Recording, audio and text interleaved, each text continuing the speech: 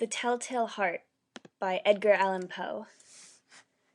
True, nervous, very, very dreadfully nervous I had been and am, but why will you say that I am mad? The disease had sharpened my senses, not destroyed, not dulled them. Above all was the sense of hearing acute.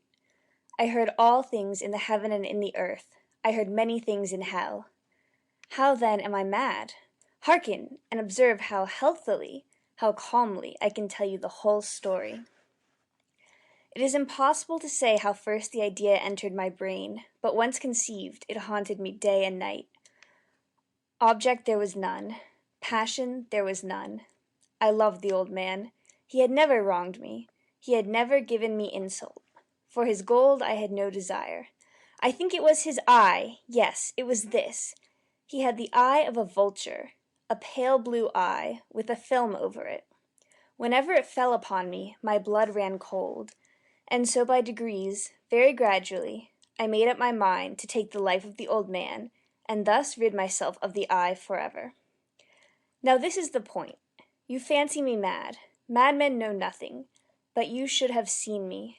You should have seen how wisely I proceeded, with what caution, with what foresight, with what dissimulation I went to work. I was never kinder to the old man than during the whole week before I killed him. And every night, about midnight, I turned the latch of his door and opened it, oh so gently. And then, when I had made an opening sufficient for my head, I put in a dark lantern, all closed, that no light shone out, and then I thrust in my head. Oh, you would have laughed to see how cunningly I thrust it in.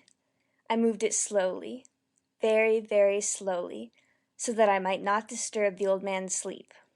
It took me an hour to place my whole head within the opening so far that I could see him as he lay upon his bed. Ha! Would a madman have been so wise as this? And then, when my head was well in the room, I undid the lantern cautiously, oh so cautiously, for the hinges creaked. I undid it just so much that a single thin ray fell upon the vulture eye. And this I did for 7 long nights, every night just at midnight.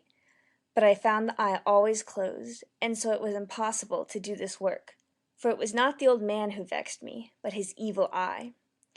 And every morning, when the day broke, I went boldly into the chamber, and spoke courageously to him, calling him by name in a hearty tone, and inquiring how he has passed the night. So you see he would have been a very profound old man indeed to suspect that every night, just at 12, I looked in on him while he slept. Upon the 8th night I was more than usually cautious in opening the door. A watch's minute hand moves more quickly than did mine.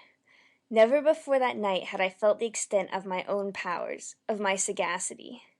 I could scarcely contain my feelings of triumph. To think that there I was, opening the door, little by little, and he not even to dream of my secret deeds or thoughts. I fairly chuckled at the idea, and perhaps he heard me, for he moved on the bed suddenly as if startled. Now you may think that I drew back, but no. His room was as black as pitch with the thick darkness, for the shutters were close fastened, through fear of robbers, and so I knew that he could not see the opening of the door, and I kept pushing it on steadily.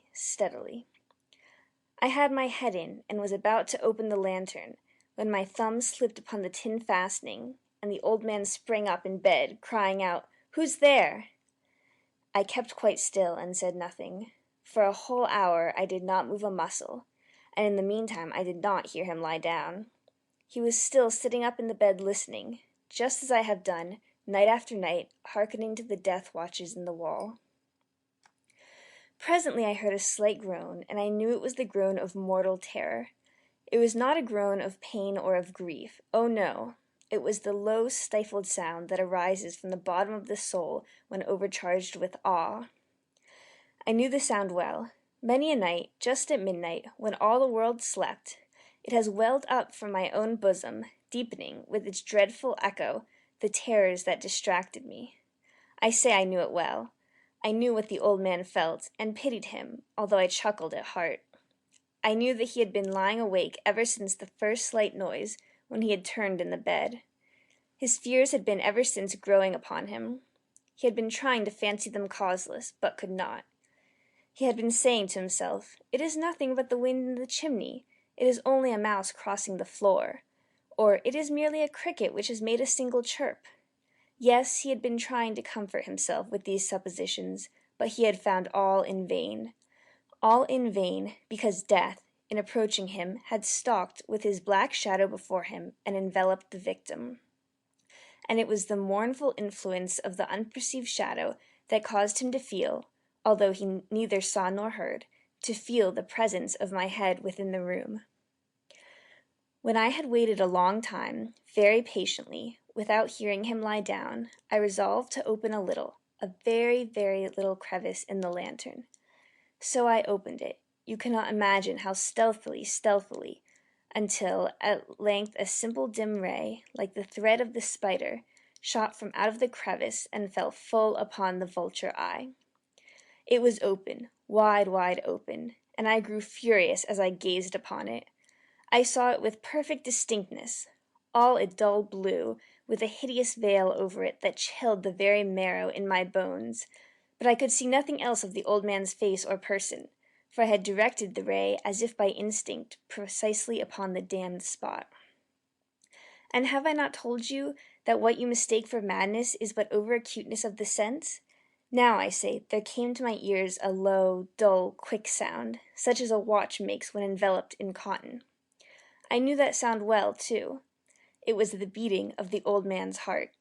It increased my fury, as the beating of a drum stimulates the soldier into courage. But even yet I refrained and kept still. I scarcely breathed. I held the lantern motionless. I tried how steadily I could maintain the ray upon the eye. Meantime, the hellish tattoo of the heart increased. It grew quicker and louder every instant. The old man's terror must have been extreme. It grew louder, I say, louder every moment. Do you mark me well? I have told you that I am nervous. So I am. And now at the dead hour of the night, amid the dreadful silence of that old house, so strange a noise as this excited me to uncontrollable terror. Yet, for some minutes longer I refrained and stood still. But the beating grew louder. I thought the heart must burst. And now a new anxiety seized me.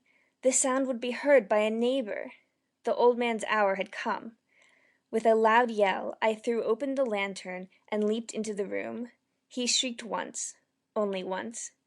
In an instant, I dragged him to the floor and pulled the heavy bed over him. I then smiled gaily to find the deed so far done.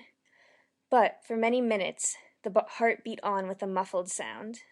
This, however, did not vex me. It would not be heard through the wall. At length it ceased. The old man was dead. I removed the bed and examined the corpse. Yes, he was stone dead. I placed my hand upon the heart and held it there many minutes. There was no pulsation. He was stone dead. His eye would trouble me no more. If still you think me mad, you will think so no longer when I describe the wise precautions I took for the concealment of the body. The night waned, and I worked hastily, but in silence. First of all, I dismembered the corpse. I cut off the head and the arms and the legs. I then took up 3 planks from the flooring of the chamber and deposited all between the scantlings. I then replaced the boards so cleverly, so cunningly, that no human eye, not even his, could have detected anything wrong. There was nothing to wash out, no stain of any kind, no blood spot whatever. I had been too wary for that. A tub had caught all. Ha ha! When I had made an end of these labors, it was 4 o'clock, still dark as midnight. As the bell sounded the hour, there came a knocking at the street door. I went down to open it with a light heart, for what had I now to fear? There entered 3 men, who introduced themselves with perfect suavity as officers of the police. A shriek had been heard by a neighbor during the night. Suspicion of foul play had been aroused, information had been lodged at the police office, and they, the officers, had been deputed to search the premises. I smiled, for what had I to fear? I bade the gentleman welcome. The shriek, I said, was my own in a dream. The old man, I mentioned, was absent in the country. I took my visitors all over the house. I bade them search well. I led them, at length, to his chamber. I showed them his treasures, secure, undisturbed. In the enthusiasm of my confidence, I brought chairs into the room, and desired them here to rest from their fatigues, while I myself, in the wild audacity of my perfect triumph, placed my own seat upon the very spot beneath which reposed the corpse of the victim. The officers were satisfied. My manner had convinced them. I was singularly at ease. They sat, and while I answered cheerily, they chatted of familiar things. But, ere long, I felt myself getting pale, and wished them gone. My head ached, and I fancied a ringing in my ears. But still they sat and chatted. The ringing became more distinct. It continued and became more distinct. I talked more freely to get rid of the feeling, but it continued and gained definiteness, until at length I found that the noise was not within my ears. No doubt I now grew very pale, but I talked more fluently and with a heightened voice. Yet the sound increased, and what could I do? It was a low, dull, quick sound, much such a sound as a watch makes when enveloped in cotton. I gasped for breath, and yet the officers heard it not. I talked more quickly, more vehemently, but the noise steadily increased. I arose and argued about trifles in a high key and with violent gesticulations, but the noise steadily increased. Why would they not be gone? I paced the floor to and fro with heavy strides, as if excited to fury by the observations of the men, but the noise steadily increased. O God, what could I do? I foamed, I raved, I swore. I swung the chair upon which I had been sitting, and grated it upon the boards, but the noise arose over all and continually increased. It grew louder, louder, louder, and still the men chatted pleasantly, and smiled. Was it possible they heard not?